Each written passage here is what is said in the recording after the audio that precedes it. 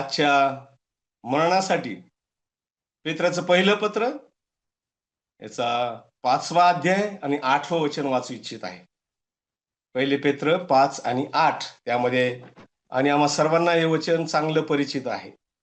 सावध असा, जागे राहा, तुमचा शत्रू सैतान हा गर्जणाऱ्या सिंहासारखा कोणाला गिळावे हे शोधत फिरतो. प्रियांनो, पेत्राच्या पत्रामध्ये पेत्राने विश्वासणाऱ्याला सावधतेचा इशारा दिलेला आहे.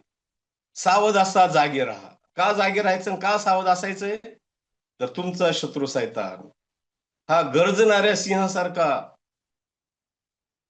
कोणाला शोधित आहे? तर विश्वासणाऱ्यांना शोधित आहे. अविश्वासणारे, विश्वास न ठेवणारे सर्व सैतानाचे हस्तक आहेत प्रियांनो. एक दिवस त्यांचा नाश त्या नरकात होणार आहे. परंतु जे आम्ही विश्वासणारे आहोत, प्रभू येशू ख्रिस्तावर विश्वास ठेवून, आमच्या पापाचा पश्चाताप करून, प्रभू येशू ख्रिस्त माझा वैयक्तिक तारणार आहे असं स्वीकार करून, कबूल करून त्याच्यावर विश्वास ठेवला, प्रभूने आम्हाला त्या सार्वत्रिक मंडळीत जोडलं. याबद्दल खरोखर त्या देवाचे मनापासून मी आभार मानतो. हा जो सैतान आहे प्रियांनो, तुम्हाला आणि मला माहित आहे, सैतान हा स्वर्गामध्ये होता.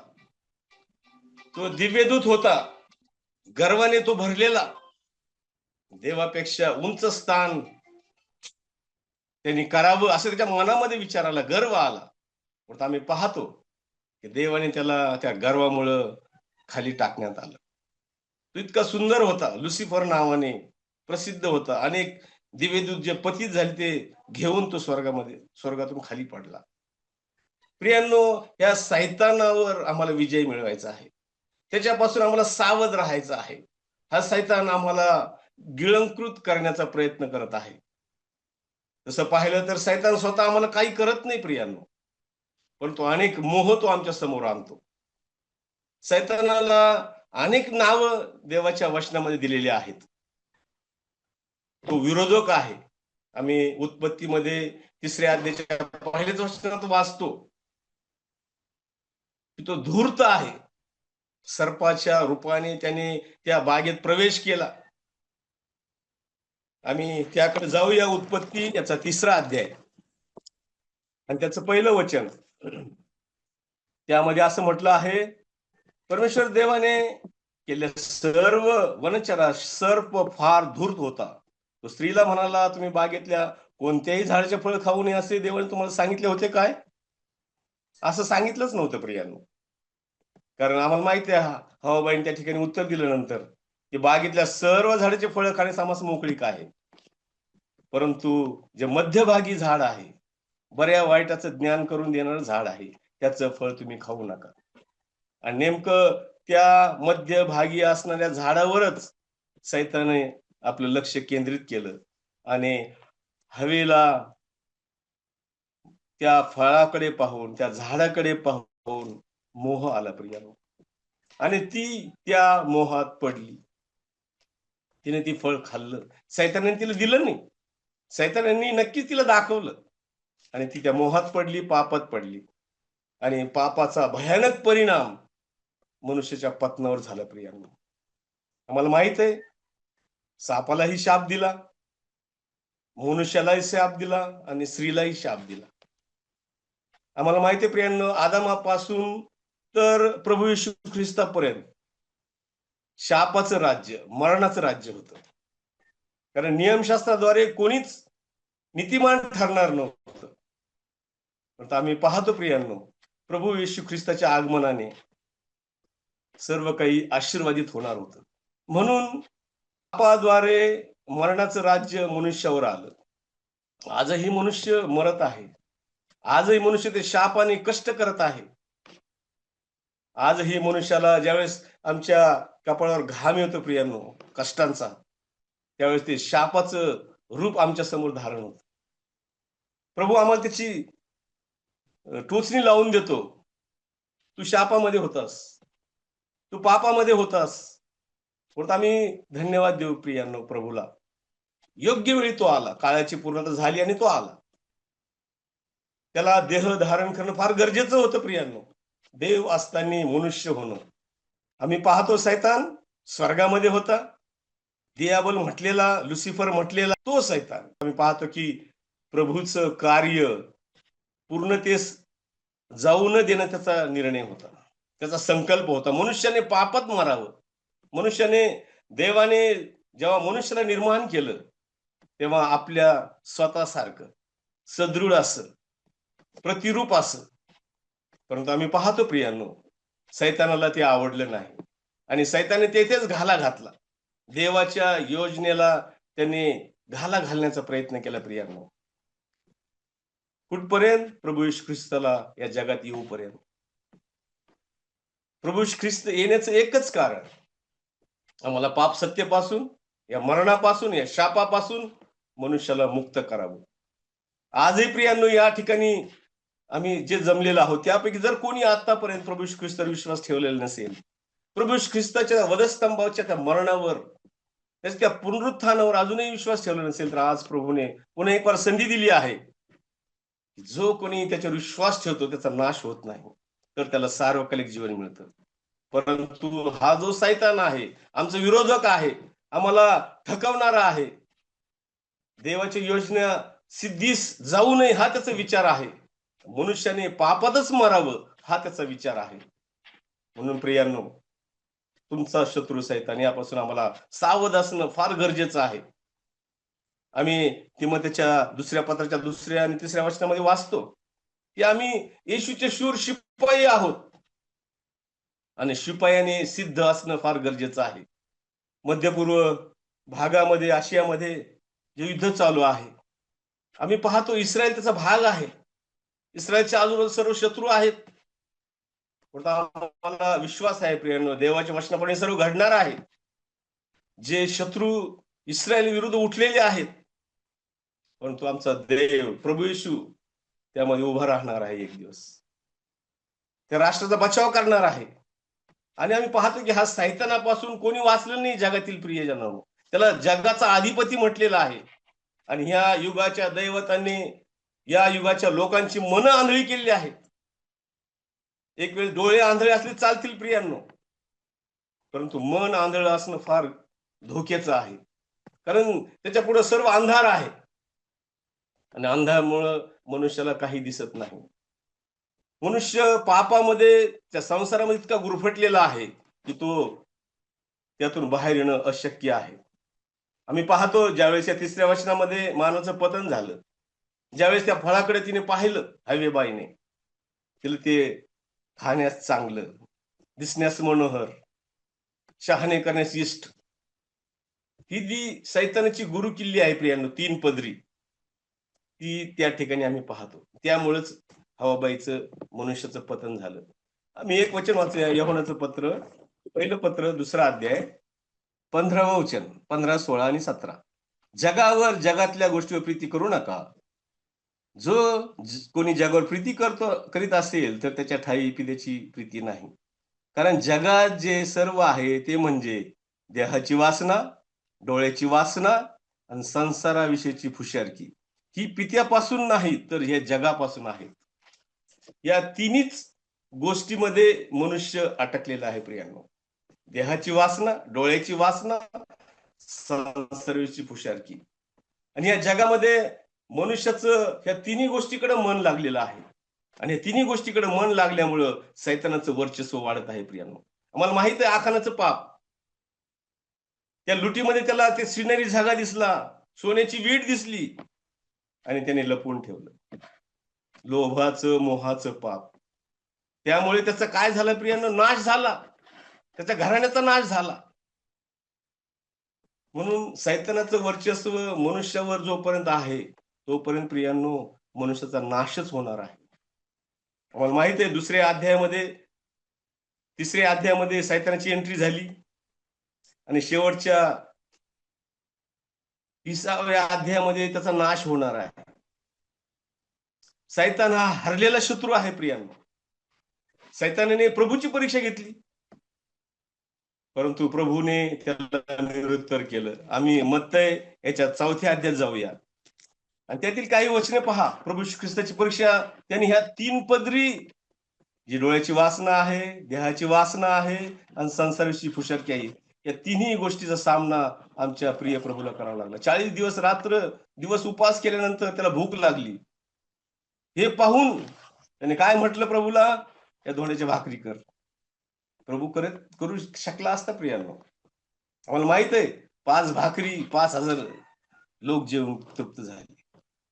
परंतु धोंड्याची भाकरी करणं ही सूचना सैतानाची होती आणि म्हणून ती सूचनेचं पालन प्रभूने केलं नाही प्रियांनो. प्रभूने काय म्हटलं, परंतु त्याने उत्तर दिले की मनुष्य केवळ भाकरीने नव्हे तर परमेश्वराच्या मुखातून निघणाऱ्या वचनाने जगेल.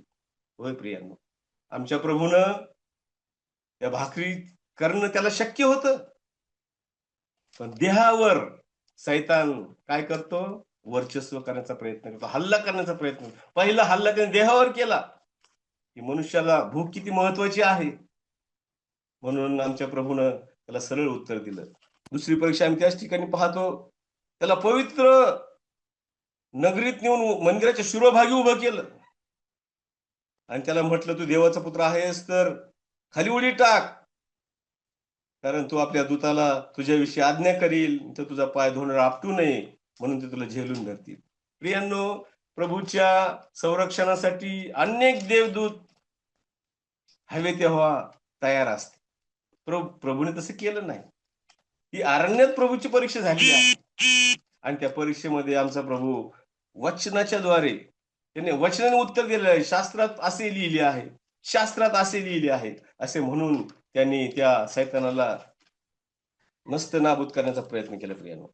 आणि शेवटी त्यांनी म्हटलं, आणखी असा शास्त्रलेख आहे, प्रभूने म्हटलं, परमेश्वर जो तुझा देव याची परीक्षा पाहू नको.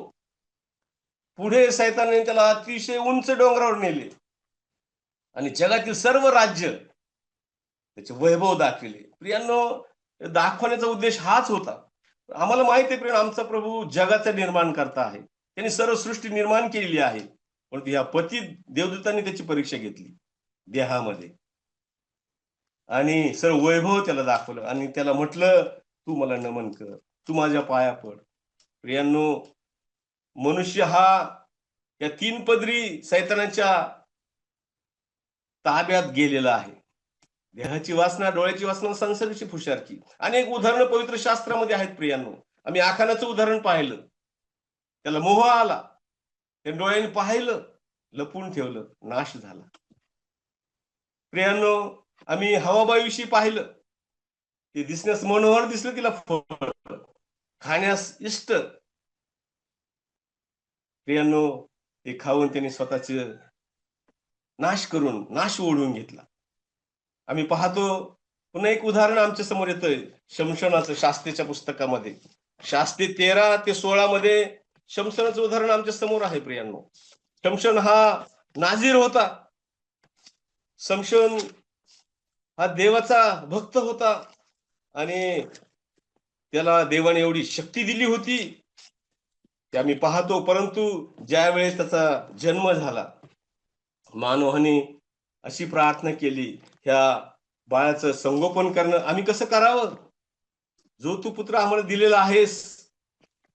आणि आम्ही पाहतो की त्याला स्पष्ट आज्ञा केली होती की तू द्राक्षरस पिऊ नको, दारूच्या कसल्याच बंधनात तू राहू नको, जे तुझे केस वाढलेले आहेत ते तू कधी कापू नको, कारण तू देवाचा नाजीर आहेस.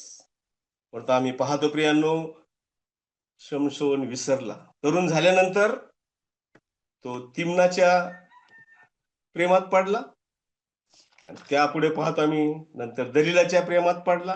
देहाच्या वासनेमध्ये तो पडला, देहाच्या वासनेमधून तो बाहेर येऊ शकला नाही प्रियांनो. सैतान आम्हाला ह्या तिन्ही गोष्टीमध्ये अडकवण्याचा प्रयत्न करतो. देहाची वासना, डोळ्याची वासना, संसाराची फुशारकी. आज अनेक विश्वासणारे देवाला सोडून अनेक गोष्टीच्या मागे लागलेले आहेत. परंतु प्रभू म्हणतो, पेत्र म्हणतो, सावध असा, जागे राहा, तुमचा शत्रू सैतान हा गर्जनारा सिंहासारखा तुम्हाला शोधित फिरत आहे. होय प्रियांनो, आम्ही सतर्क आहोत का? या सैतानाच्या, पापाच्या, मोहाच्या, लोभाच्या गोष्टीपासून आम्ही सतर्क आहोत का? देवाचं वचन आम्हाला सतर्क करत आहे का? आमचं देवाकडे लक्ष आहे का? होय प्रियांनो, जर या शमशोनाचं लक्ष त्याला ज्या सांगितल्या होत्या गोष्टी त्या जर केल्या असत्या तर शमशोनाचा नाश झाला नसता. त्यांनी त्याचा उपयोग फक्त शत्रूला मारण्यासाठी केला प्रियांनो. बलिष्ठी ही शत्रू होते देवाची. त्याचा उपयोग त्या शत्रूचा नाश करण्यासाठी शमशोनाचा केला. परंतु शमशोनाचा नाश झाला प्रियांनो. देवाचा लोक त्यांची चांगली सुरुवात असते, पण कधी-कधी शेवट चांगला नसतो. म्हणून आम्हाला माहित आहे पेत्राचं उदाहरण आमच्या समोर आहे प्रियांनो. पेत्राने एकदा प्रभूला नाकारलं, परंतु त्याने पश्चाताप करून पुन्हा तो वळला. पुन्हा पापाच्या दशेत किंवा पापाच्या दाढीत तो अडकला नाही. यहुदाचं उदाहरण आमच्या समोर आहे प्रियांनो. 3.5 वर्ष प्रभू येशू ख्रिस्ताचा अनुभव घेतला. 3.5 वर्ष त्याच्या सोबत राहिला. अनेक अनुभव, अनेक चमत्कार यहुदाने पाहिले, अनुभवले. परंतु त्याला पैशाचा लोभ सुटून त्यांनी प्रभूला वधस्तंभावर धरून देण्यासाठी दिलं प्रियांनो. असं आम्हा पैकी विश्वासनाचं होऊ नये प्रियांनो. जे काम आमच्या ठाई प्रभूने आरंभिलं आहे ते पूर्ण करण्यासाठी, प्रभूवर भरोसा ठेवून चालण्यासाठी प्रभू आमचं सहाय्य करो. खरोखर सैतान हा शत्रू आहे, गरिष्ठ आहे, दुष्ट आहे. देवाची योजना तो पूर्ण करू शकत नाही. आमच्या जीवनात तो घुसतो लोभाच्या द्वारे, मोहाच्या द्वारे, अनेक प्रकारच्या पापाच्या द्वारे. म्हणून आम्हाला देवाने या सर्व मोहापासून, या पापापासून, या पापाच्या सत्तेपासून, सैतानाच्या सत्तेपासून आम्हाला मुक्त केलं. कारण प्रभूने पापावर विजय मिळवला आहे, प्रभूने सैतानावर विजय मिळवला आहे, प्रभूने मरणावर विजय मिळवला आहे.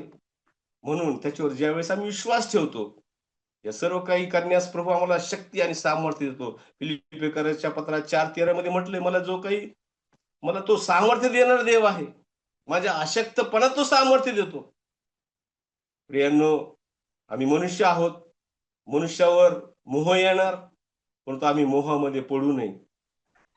आम्ही त्या पापामध्ये राहू नये. जरी आम्ही मनुष्य आहोत म्हणून जरी पापाचा प्रभाव आमच्यावर आहे, कारण आम्ही पूर्वी पापाचे गुलाम होतो, सैतानाचे गुलाम होतो. सैतानाची आम्ही म्हणजे भक्ती करत होतो.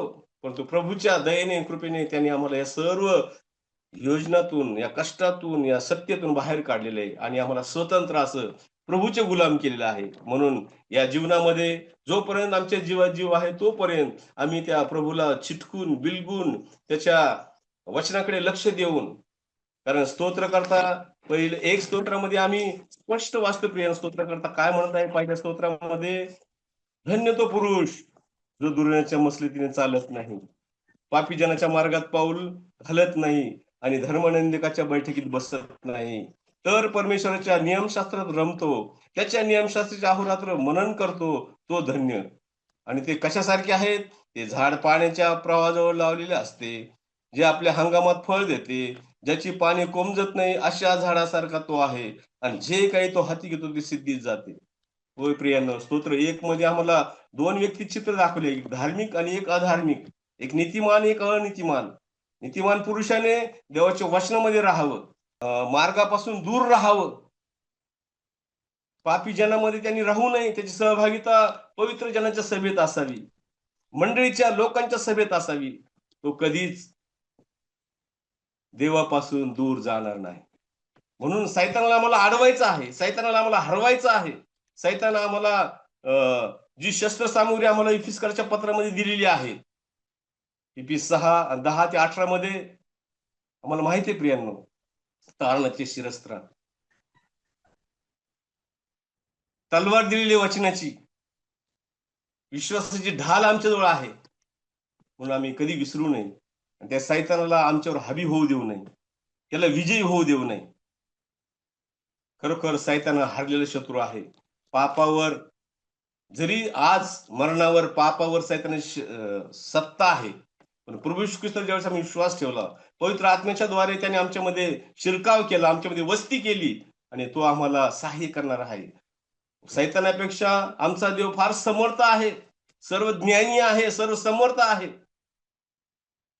म्हणून आम्हाला या सैतानाला हरवणं फार गरजेचं आहे. सैतान टपलेला आहे, आम्हाला शोधत आहे, फिरत आहे, कोणत्या पापात विश्वासणाऱ्याला मी पाडू, याला देवापासून कसं दूर नेऊ, मंडळीपासून कसं दूर नेऊ. परंतु आमचा प्रभू इफिसी 1:3 मध्ये म्हटले, त्यांनी सर्व स्वर्गातील आध्यात्मिक आशीर्वाद देऊन आम्हाला आशीर्वादित केले आहे.